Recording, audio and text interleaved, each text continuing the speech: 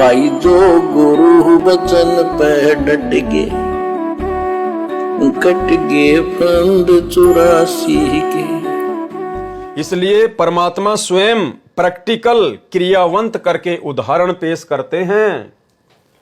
उस समय परमात्मा व्यक्त होते हैं, यानी जिस समय परमात्मा इस पृथ्वी पर एक संत जिंदा बाबा या ऋषि रूप में प्रकट होते हैं, वो छोटा मोटा अपना कोई काम धंधा भी वो करके दिखाते हैं।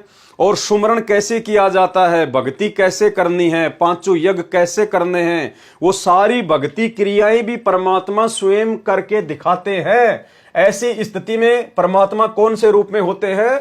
उस समय परमात्मा व्यक्त रूप में होते हैं। जैसे आज सतगुरु रामपाल जी परमेश्वर जी धरती पर व्यक्त रूप में हैं, और परमेश्वर ये सभी आध्यात्मिक जो क्रियाएं हैं वो सबसे पहले स्वयं करते हैं, उसके बाद आप और हमारे को बताते हैं, समझाते हैं।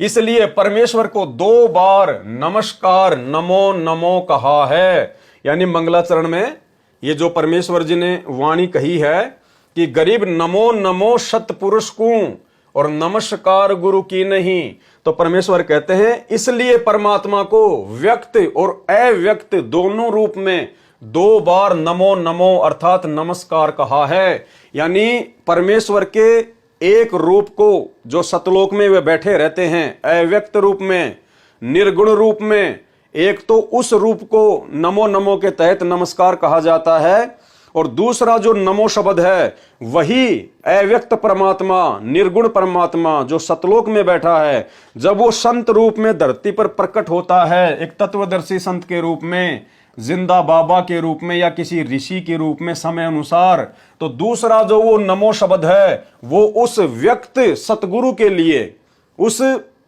प्रकट गुरु के लिए यूज किया जाता है। इसलिए परमेश्वर को 2 बार नमस्कार अर्थात नमो नमो कहा है।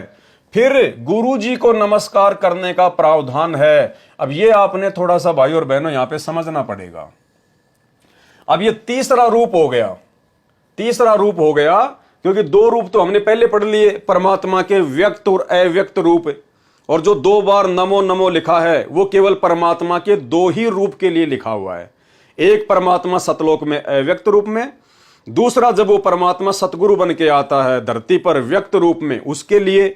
तो भाई अगर हम लोग नमो नमो कहते हैं तो हमारा एक जो नमो शब्द है वो तो हो गया सतलोक में बैठे हुए अव्यक्त परमात्मा के लिए, और दूसरा जो नमो है वो अव्यक्त परमात्मा सतलोक से चलकर जब संत रूप में आता है, जैसे आज धरती पर आ गए संत रामपाल जी के रूप में, तो ये दूसरा जो नमो शब्द है ये सतगुरु रामपाल जी के लिए हो गया, यानी ये गुरु के लिए हो गया।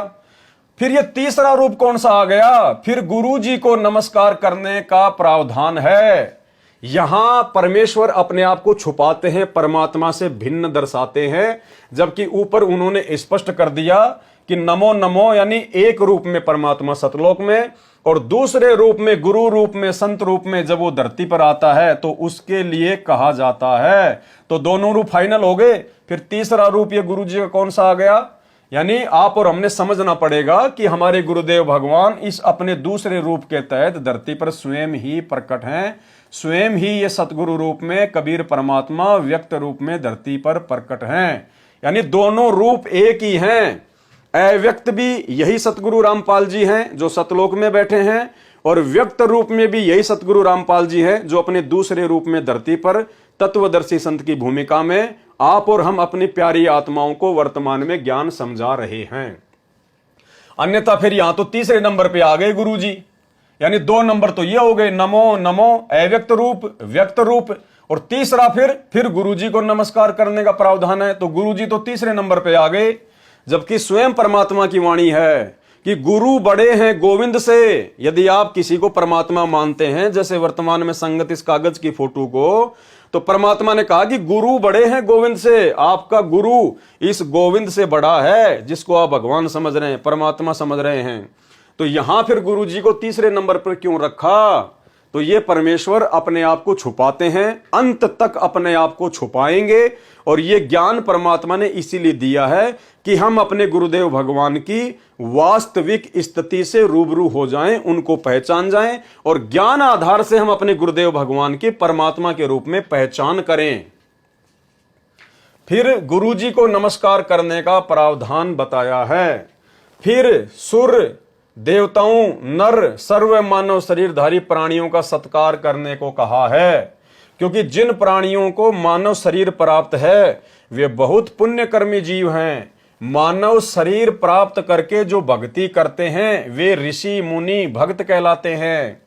वे अपने मानव जीवन को सफल करके कोई देव पद को प्राप्त कर चुके हैं, कोई भक्ति कर रहे हैं, वे सर्व आदरणीय आत्माएं हैं। यानी अनादरणीय इस पृथ्वी पर भगत के लिए कोई भी नहीं है। जो मानव शरीर प्राप्त करके भक्ति नहीं कर रहे वे भी अच्छी आत्माएं हैं। अच्छी आत्माएं इसलिए हैं कि वर्तमान की पिछली पीढ़ी में जिस समय पृथ्वी पर परमात्मा स्वयं प्रकट है उस समय उन आत्माओं को मानव जन्म प्राप्त है, इसलिए उनको भी विशेष आदरणीय आत्माएं कहा गया है। वे सर्व आदरणीय आत्माएं हैं। जो मानव शरीर प्राप्त करके भक्ति नहीं करते वे भी अच्छी आत्माएं हैं, उनका भी सत्कार करना आवश्यक है। यानी चाहे किसी ने नाम दीक्षा ले रखी है या नहीं ले रखी है, हम भक्तों का यह कर्तव्य है, गुरु जी की शिक्षा है कि हमने सबको आदर दृष्टि से देखना है, सबका सम्मान करना है, सबकी हमने इज्जत करनी है। हमने किसी को फालतू में कुशब्द नहीं बोलने हैं, अनादर नहीं करना है, चाहे वो अच्छी आत्मा है या नहीं है। ये हमारे लिए हमारे गुरुदेव की शिक्षा है। जो मानव शरीर प्राप्त करके भक्ति नहीं करते वे भी अच्छी आत्माएं हैं, उनका भी सत्कार करना आवश्यक है। मिलने पर प्रणाम करना तथा परमात्मा का उपमात्मक नाम संबोधन करके बुलाना। जैसे कोई राम राम कहता है तो सामने वाला चाहे भगत भी न हो वह भी उत्तर में राम राम कहता है। कोई सत श्री अकाल कहता है तो सामने वाला भगत या अभगत भी उत्तर में सत श्री अकाल बोलता है। कोई सत साहिब कहता है तो सामने वाला भी सत साहिब अविनाशी परमात्मा कहता है। ये सब परमात्मा की याद दिलाने वाले राम नाम है।